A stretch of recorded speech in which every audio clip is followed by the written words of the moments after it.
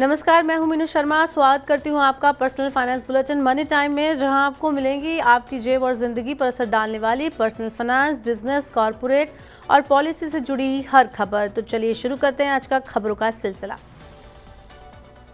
देश में जल्द ही चावल सस्ती कीमत पर मिलेगा। सरकार ने आज राइस इंडस्ट्रीज एसोसिएशन से चावल की खुदरा कीमत तत्काल घटाने को कहा है।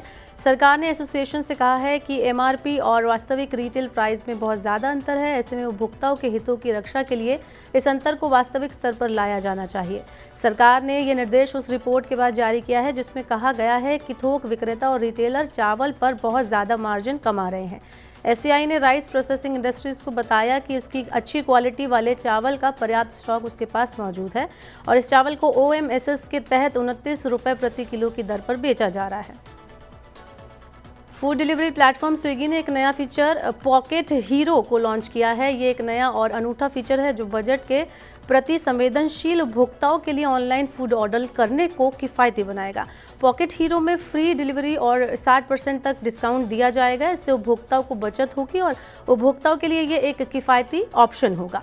पॉकेट हीरो की शुरुआत दिल्ली, एनसीआर, जयपुर, लखनऊ, चंडीगढ़ में की गई है और जल्द ही बेंगलुरु, मुंबई, पुणे, चेन्नई, हैदराबाद और कोलकाता में इसे शुरू किया जाएगा।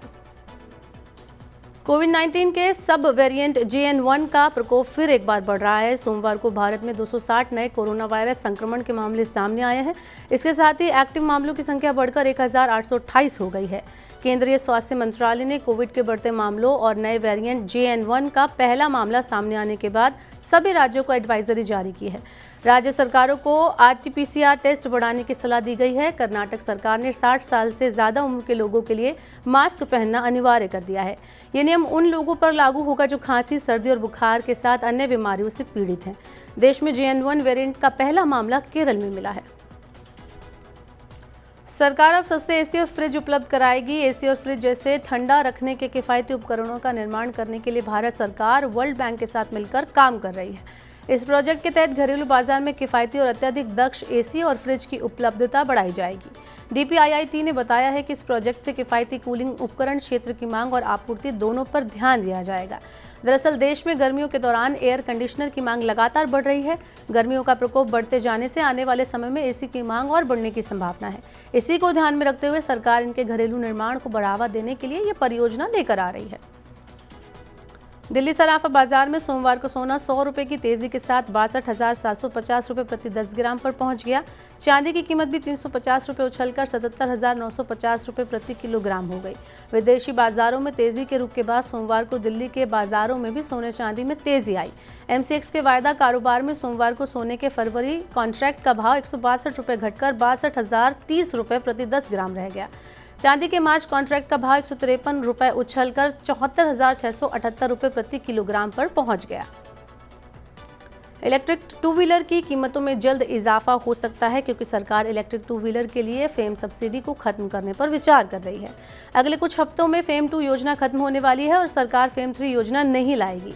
वित्त मंत्रालय भी फेम योजना को चालू रखने पर अपनी आशंका जता चुका है। ऐसा अनुमान जताया जा रहा है कि सब्सिडी बंद होने से इलेक्ट्रिक टू व्हीलर्स की बिक्री में गिरावट आ सकती है।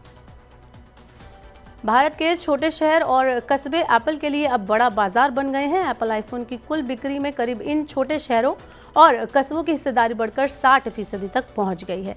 कुछ साल पहले तक एप्पल की कुल बिक्री में टियर 1 शहरों की हिस्सेदारी 65 से 70% हुआ करती थी। कोविड-19 महामारी के बाद एप्पल उत्पादों की बिक्री में बदलाव आया है। वर्क फ्रॉम होम की वजह से हजारों लोग अपने होम टाउन चले गए और वर्क फ्रॉम होम व्यवस्था की वजह से एक अच्छा स्मार्टफोन रखना ऐसे लोगों के लिए एक आवश्यकता बन गया है। एप्पल ने भी अपनी बिक्री बढ़ाने के लिए 2019 में अपनी डिस्ट्रीब्यूशन रणनीति में बदलाव किया है और ई-कॉमर्स प्लेटफॉर्म्स के साथ क्रोमा और रिलायंस डिजिटल स्टोर जैसे बड़े रिटेल आउटलेट के साथ गठजोड़ किया है।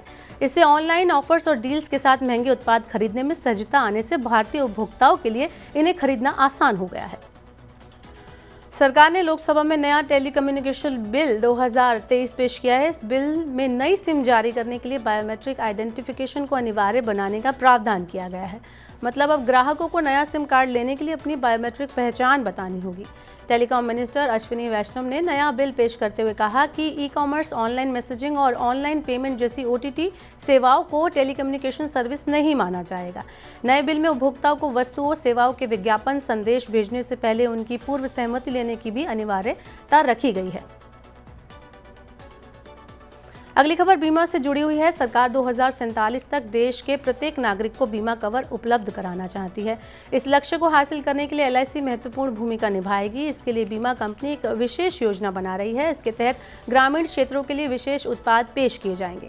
IRDAI ने बीमा विस्तार का प्रस्ताव दिया है, जिसमें लाइफ, हेल्थ और प्रॉपर्टी तीनों बीमा एक ही पॉलिसी के तहत कवर किए जाएंगे। नए बीमा उत्पादों को बेचने के लिए बीमा वाहक की सेवाएं ली जाएगी, जो एक महिला केंद्रित वितरण मॉडल होगा। भारत दुनिया की 5वीं सबसे बड़ी अर्थव्यवस्था है, लेकिन वैश्विक औसत की तुलना में ये बीमा की पहुंच बहुत कम है। LIC अपने ग्राहकों को दावा निपटान, ऋण और अन्य सेवाएं एक क्लिक पर उपलब्ध कराएगी, जिससे ग्राहकों को कार्यालय आने की जरूरत नहीं होगी। वे घर बैठे बैठे अपने मोबाइल पर सभी जरूरी सेवाओं तक पहुंच सकेंगे। नेशनल स्टॉक एक्सचेंज को अपना IPO लाने के लिए पहले कड़ी परीक्षा से गुजरना होगा। सेबी ने IPO की मंजूरी देने के लिए NSE के सामने एक नई शर्त रखी है। इस शर्त को पूरा करने के बाद ही NSE को IPO के लिए इजाज़त मिलेगी। नई शर्त के मुताबिक NSE को कम से कम 1 साल तक बिना किसी गड़बड़ी के अपने प्लेटफॉर्म का संचालन सुनिश्चित करना होगा।